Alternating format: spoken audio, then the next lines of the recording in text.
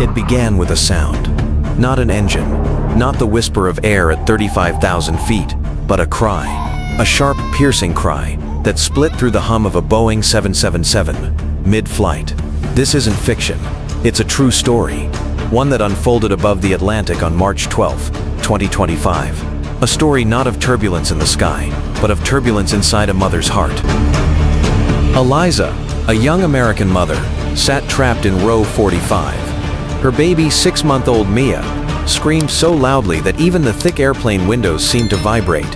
Her 3-year-old son, Leo, kicked the seat ahead and begged for juice. Every pair of eyes nearby turned toward her, some with pity, most with irritation. Shame washed over her like waves in a storm.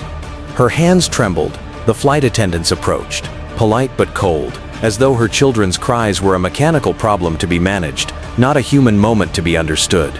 She whispered apologies she didn't mean, tears collecting at the corners of her eyes. She imagined being escorted off the plane mid-air. Impossible, yet her fear made it feel real. Up in first class, far from the chaos, a man named Mark sat watching. A Canadian pilot, finally off duty after weeks in the sky. This was supposed to be his rest, a soft seat, a quiet meal, a rare luxury. But the sound of that infant cut through the cabin wall and into his chest.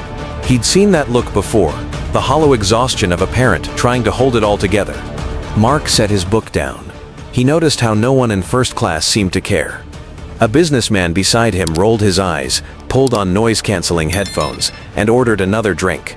The flight attendants passed by with forced smiles, and somewhere behind the curtain, a young mother was silently breaking. He made a choice that wasn't in any manual. Without a word, Mark stood, signaled a flight attendant, and walked down the narrow aisle toward the noise. When he reached Eliza's row, the baby's cries faltered just long enough for him to kneel beside her. He placed one steady hand on her trembling shoulder and said softly, "I'm a pilot." Wait a moment before the story continues. If you believe the world still needs kindness like this, hit that subscribe button. Because stories like these remind us what humanity really sounds like. Those 3 words, "I'm a pilot," weren't about authority. They were about empathy. He wasn't taking control of the plane. He was taking responsibility for a moment of humanity. Then, without hesitation, he offered her something unthinkable, his first-class seat. "You'll have space," he said. "And peace. That's what you need more than I do." The flight attendant hesitated, then nodded. Passengers watched in stunned silence as Eliza was gently escorted forward, her crying baby against her chest. Mark slid into her cramped economy seat beside little Leo, who stared up at him with big, curious eyes. The pilot smiled. "Want to draw some planes?" he asked. For the next 3 hours, that's exactly what they did. He folded napkins into tiny jets, turned turbulence into a game, and taught Leo how pilots breathe deeply to steady themselves. The crying stopped. The chaos dissolved. Somewhere between Newark and Athens, a stranger's kindness reset the rhythm of 2 lives. Later, when the plane was calm again, Eliza asked a flight attendant to pass a note forward. It simply said, "Why did you give up your seat for us?" A few minutes later, the reply came back, not on paper, but through the soft hum of the intercom. Mark's voice carried across the cabin, low and steady. 10 years ago, he began, "My wife and I were on a flight like this, broke, exhausted, and desperate. Our baby wouldn't stop crying. People glared at us like we were a problem, not parents. But one woman, one stranger, offered to watch our bags and our toddler so we could eat a meal together." He paused. The cabin fell silent. "I never forgot that. She saved more than a flight that day. She saved my marriage. I told myself I'd repay that kindness someday, when it mattered most." Then, almost in a whisper, he said the words that would stay with Eliza forever. "This isn't for you, Eliza.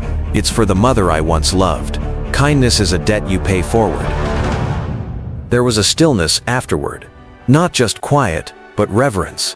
Even the businessman in first class lowered his headphones. For once, the sound of the engines was softer than the sound of compassion. Hours later, as the plane descended into the golden morning over Greece, Eliza turned to look toward economy.